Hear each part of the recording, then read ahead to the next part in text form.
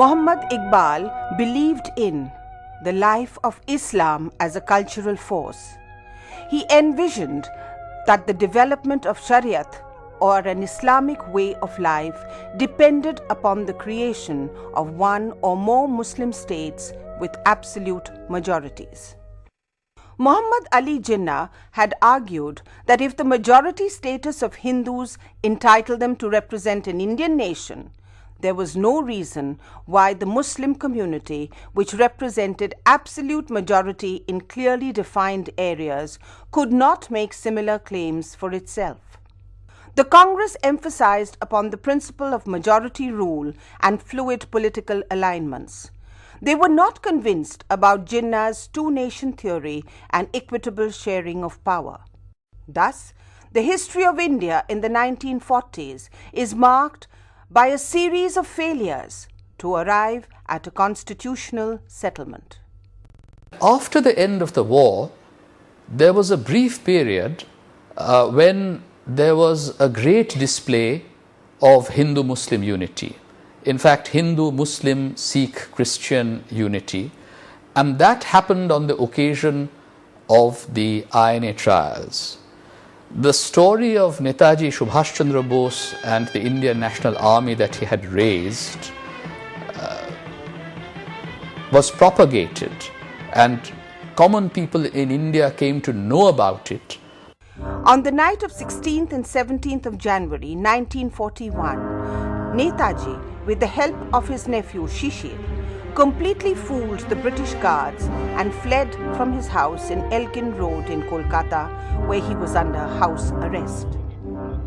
He went to Germany and united the British Indian soldiers held as prisoners of war in Germany and Italy. He appealed to them to be loyal to their motherland and their people instead of the imperial Britain. Later, in the midst of the raging Second World War, he went to Japan in a submarine and from Japan to Singapore. बहनों और भाइयों, सबसे पहले मैं आप लोगों के दिली इस्तकबाल के लिए और साथ ही साथ आपने जो मुझको पूर्वी एशिया की जंग आज़ादी के नेता बनाया, इसके लिए भी तहे दिल से आप लोगों का शुक्रिया अदा करता हूं।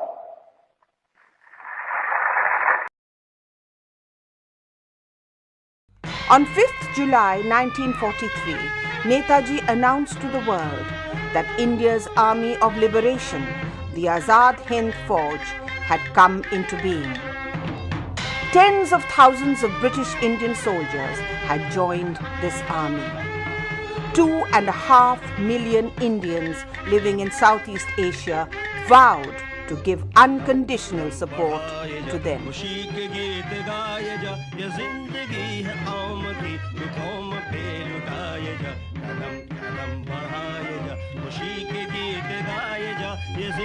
On 18th March 1944, Azad Hind Fauj crossed the Indo-Burma border and planted the tricolour on the Indian soil.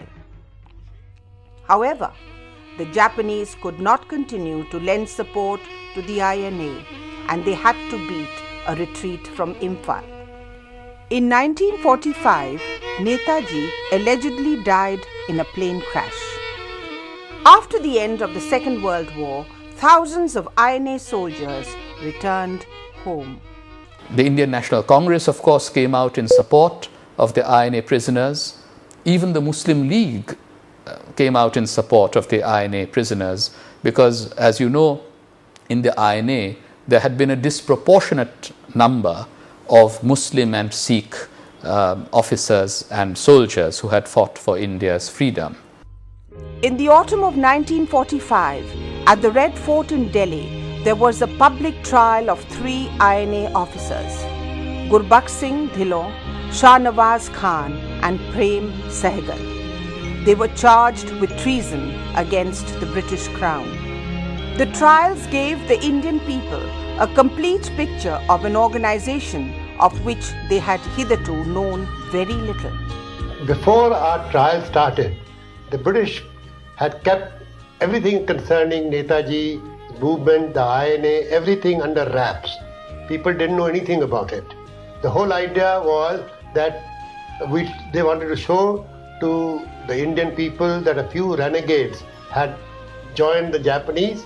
But once the trial started, the truth came out. And when the truth came out, it had impact not only in the Indian public, but also in the British Indian Army. Saigal, Dhillon, Shah Nawaz had to be released and their sentences withdrawn.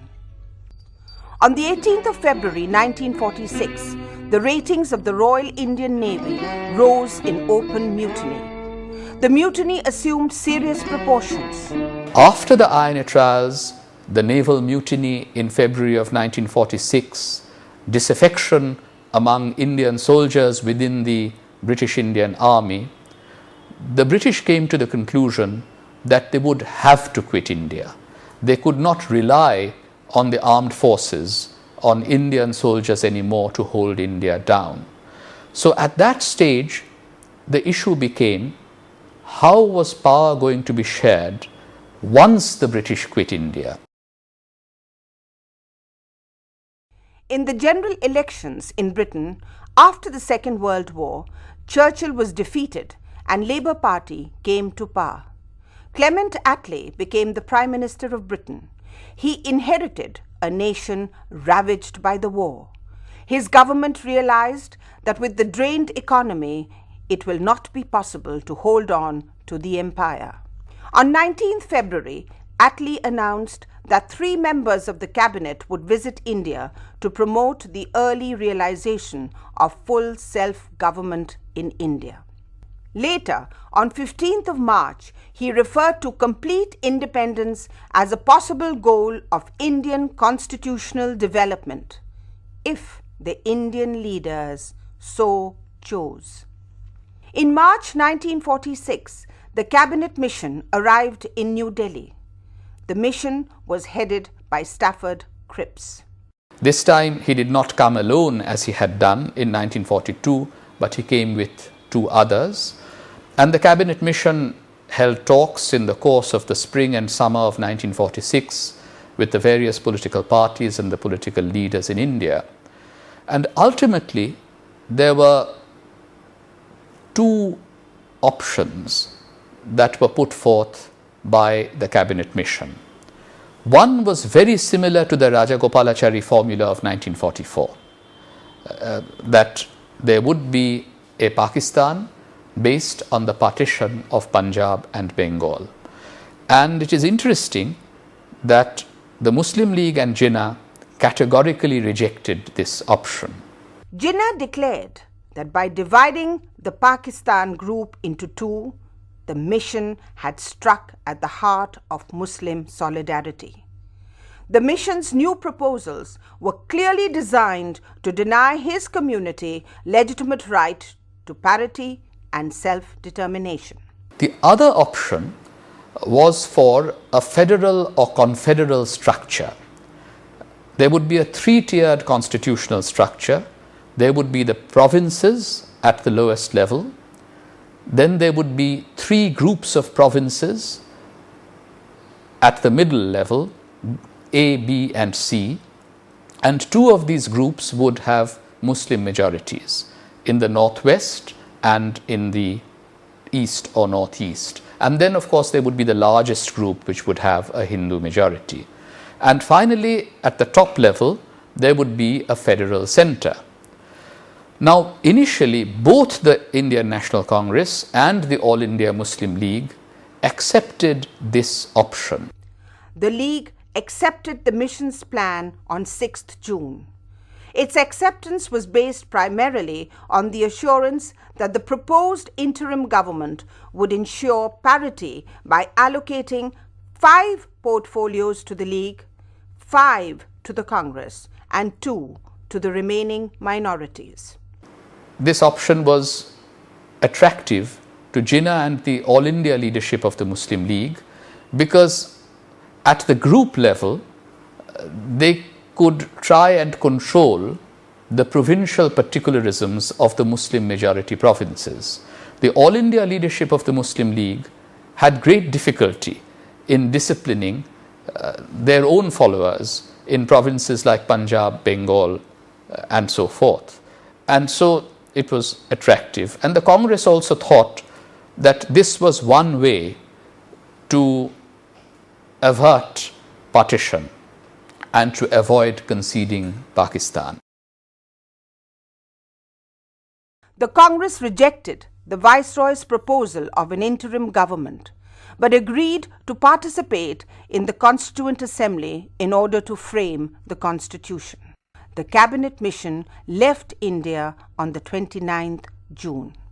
But then in early July of 1946, on 11th July of 1946 to be precise, Jawaharlal Nehru, who had recently become president of the Congress, he had taken over from Maulana Azad, made a rather provocative statement saying that grouping may not last.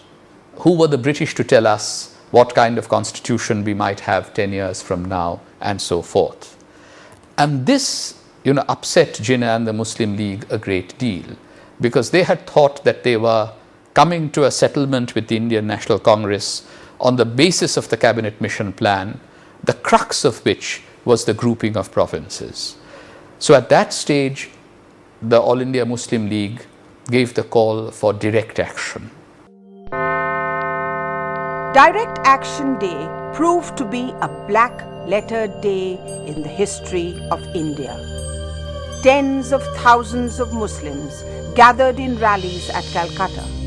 Rioting led to mass murder and Hindu reprisals. The local blacksmiths worked round the clock producing weapons. 5,000 were dead in 72 hours. It was a mayhem, the like of which India had not experienced before. Gopal Chandra Mukhopadhyay, an octogenarian living in Kolkata, recalls, I became mad with revenge. I did not heed Gandhiji's appeal. Jugal Ghosh recalls, There was tremendous fear all over the city. Friends and neighbors had suddenly become enemies. Gandhiji locked himself at Haidari Mansion in central Calcutta and announced fast unto death till the violence abated. It worked like a miracle. A tenuous peace was restored on the streets of Calcutta. However, the unrest engulfed other parts of the country. Noakhali, Tipera and Bihar. So the situation was going completely out of control at the provincial and the local levels from late 1946 onwards. Gandhiji set off on a one-man peace mission to these trouble-torn areas. But at this time, the Hindu middle classes of West Bengal and of Calcutta in particular were greatly influenced by the Hindu Mahasabha demand, and the official Congress was more or less following the Hindu Mahasabha's lead. And one can understand that there was great anxiety on the part of Hindus after what had happened in Calcutta in August 46 and in Noakhali and Tipera in October of 1946. So in many ways, the Hindus of West Bengal, who had so resolutely opposed the 1905 partition by Curzon, now became proponents of a partition of Bengal that was being demanded by the Hindu Mahasabha, but also the All India leadership of the Congress. And in fact, the Muslim League newspaper Millat wrote an editorial article suggesting that the Hindus of Bengal, or at least some Hindus of Bengal, had been beset by Curzon's ghost, and they were now playing the role of Parashuram, raising the axe to slice mother into two. On the 20th of February 1947, Clement Attlee, the British Prime Minister, made a momentous statement. He said that the British were going to withdraw from India by the 30th of June of 1948 at the latest, come what may. And he then decided to send Mountbatten as the last viceroy. On the 22nd of March 1947, Lord Mountbatten took office as the last Viceroy of India. His solitary mission was transfer of power, hand over the government of India to the Indians. As soon as Attlee made this statement of 20th February 1947, the Hindu Mahasabha made a demand that Punjab and Bengal must be partitioned. Shama Prasad Mukherjee of the Hindu Mahasabha wrote, Hindus will resist with all their might any scheme of the perpetuation of slavery, which will be inevitable if Bengal, as she is constituted and administered today, is allowed to become a separate independent unit cut off from the rest of India. On the 8th of March of 1947, Jawaharlal Nehru as Congress President also made a demand that Punjab must be partitioned. And he further said that the principle of partition may have to be extended to Bengal as well. So Mountbatten came. He held talks with leaders of the Congress, of the Muslim League, of the other political parties. And one of the things that happened in March 1947, after Nehru's 8th March statement, was that the situation in Punjab went completely out of control, and a great deal of violence began between Hindus and Muslims and also Sikhs. And of course, the Sikhs were still divided at that point, whether they would support the Congress or the Muslim League. It very often depended on where they were situated in the province of Punjab. Sharad Bose, the elder brother of Netaji, wrote to Sardar Patel, I consider it most unfortunate that the Congress Working Committee conceded Pakistan and supported partition. I can say that it is not a fact that Bengali Hindus unanimously demand partition. In April of 1947 and May, there was an attempt to preserve the unity of Bengal by propounding a plan for a united and independent Bengal. And this was led by Sharat Chandra Bose and also Abul Hashim and Hussain Shahid Sohrawardi. And initially, this united Bengal idea was supported by Mahatma Gandhi himself. And it was much later that he said that he had been taken to task for supporting Sharat Babu's plan. This seemed to be the only way that a religiously based partition of Bengal could be avoided. And Jinnah also, in April 1947, told Mountbatten categorically that there was no point in having a Pakistan in the east without Calcutta. Let them stay united and independent. I'm sure they will be on friendly terms with us. Mountbatten asked the supporters of United Bengal to go out and prove that there was mass support for the idea. In the tense communal atmosphere of 1947, the leaders could not demonstrate their support base. There were some Hindus, therefore, in West Bengal who were in favor of partition. There were some Hindus and Muslims led by Sharad Bose and Abul Hashim and Sohrawardi who were still trying to create a united and independent Bengal in an attempt to stop partition along religious lines. Sharad Bose had risked his political career and his life in preserving the unity of Bengal. He made a desperate appeal to Mahatma Gandhi. Gandhi lamented, There was a time when mine was a big voice. Then everyone obeyed what I said. Now neither the Congress, nor the Hindus, nor the Muslims listen to me. I am crying in the wilderness. In late May of 1947, Mountbatten went back to London to brief the government there on the status of his talks. And on the 28th of May 1947, he recorded two alternative broadcasts in London. According to one of those broadcasts, both Punjab and Bengal were candidates for partition.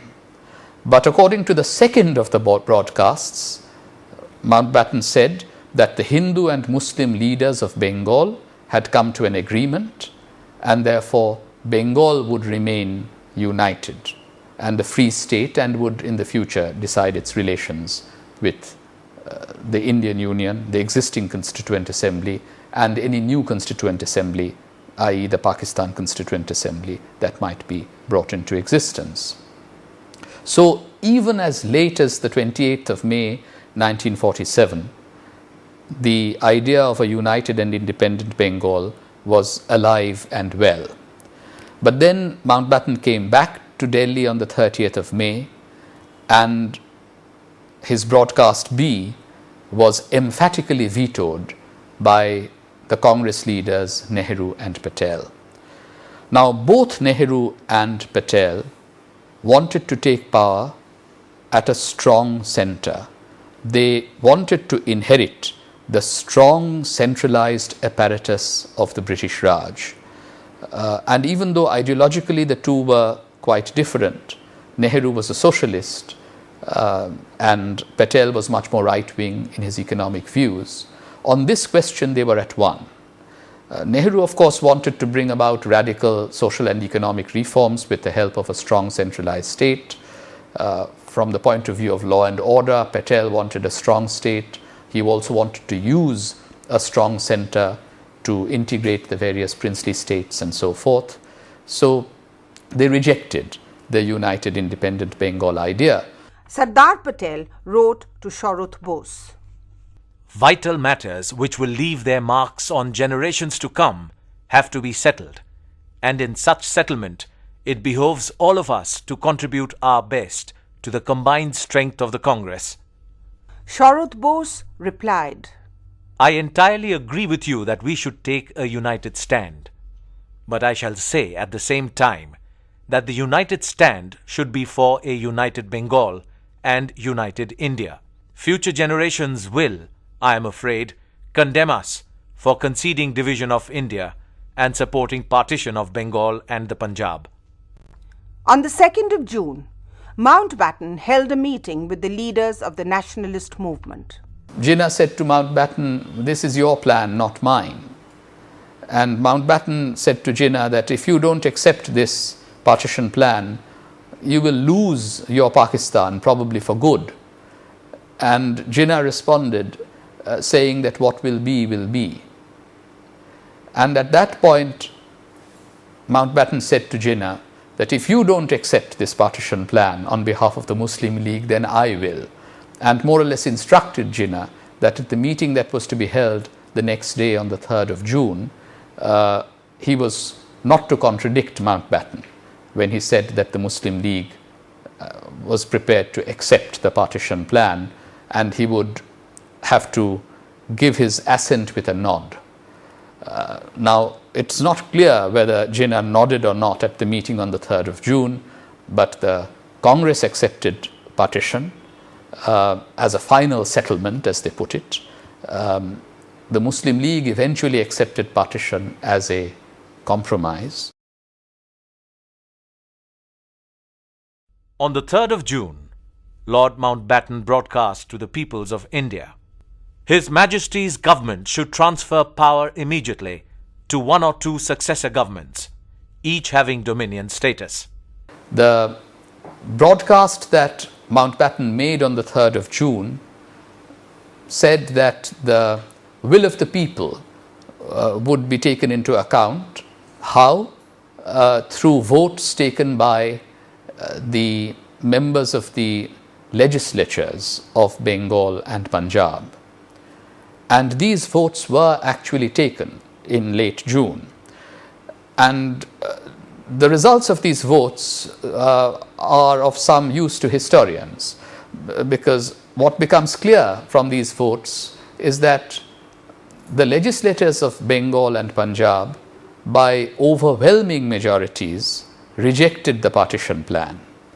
But Mountbatten had already decreed partition, because after all of the legislators of Bengal and Punjab had met together, they would also meet separately.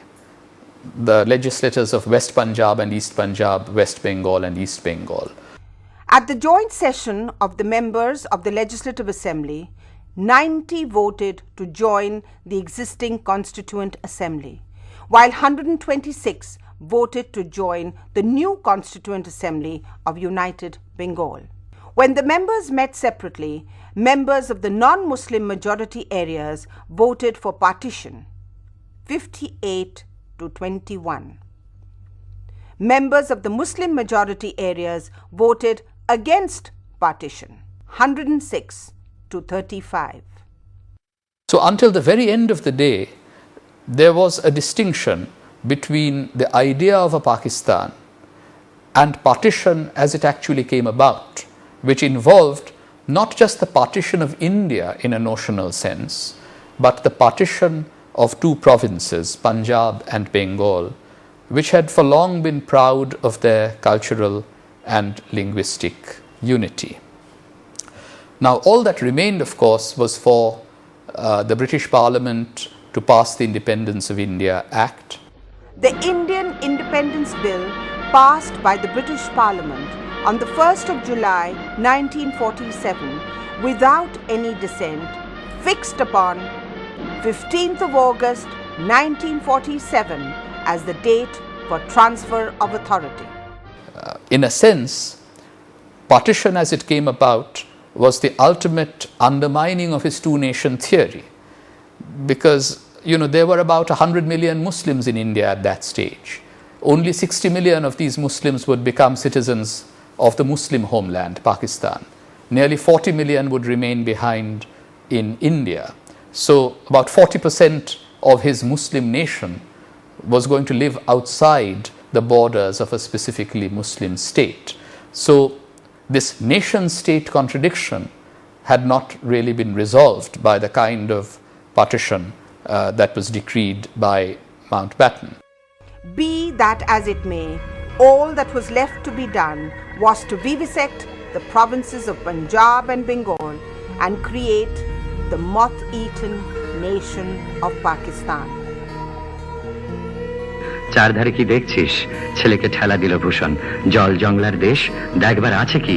আসল জিনিস দেখবি তো চল ওপারে, আমাদের নিজের দেশে, নতুন দেশের নতুন জিনিস, মানুষ নয় জিনিস, নতুন জিনিসের নতুন নাম উদ্বাস্তু।